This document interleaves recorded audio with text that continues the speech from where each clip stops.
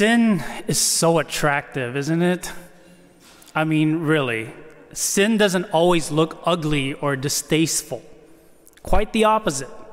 It brings us pleasure. It brings us pleasure, all right, but never, never happiness. Do this and you'll be happy. That is like the granddaddy of all lies.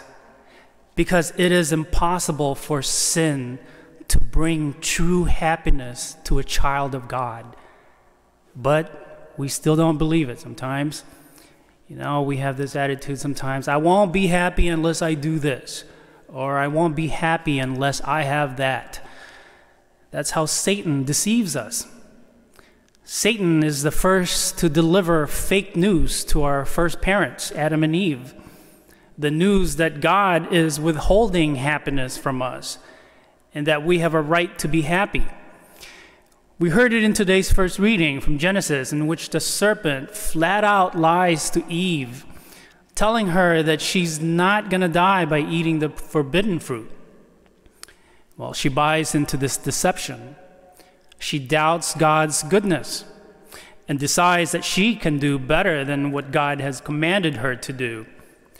She had become proud and disobedient by asserting herself and her wisdom and knowledge over that of God's. Pride. Pride, it's the origin of our evil will. Pride and falsehood go hand in hand because pride tells us that we, by deciding to act contrary to God's will, know better than God what will make us happy. Rather than glorifying God and giving Him praise for the blessings, we look at our abilities and achievements in a glorified light that places us on a pedestal above everyone else. The sin of pride pushes us to go on a solo mission rather than engage in team effort.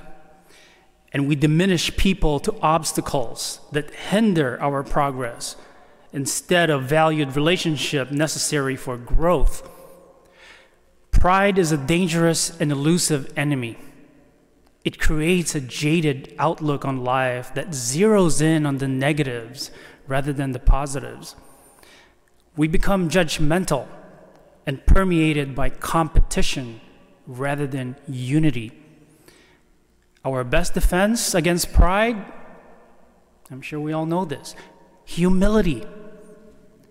Humility is a virtue that redirects our view from ourselves to those around us and towards God.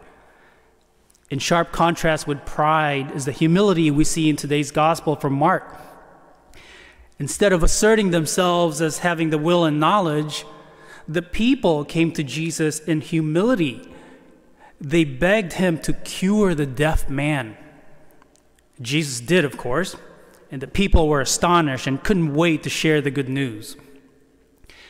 The physical healings that Jesus performed during His life on earth point to the spiritual healing that He offers to all of us. It reminds us that we are not God, nor should we even attempt to place anything before Him in importance. So may we humble ourselves under the mighty hand of God, so that at the proper time He may exalt us.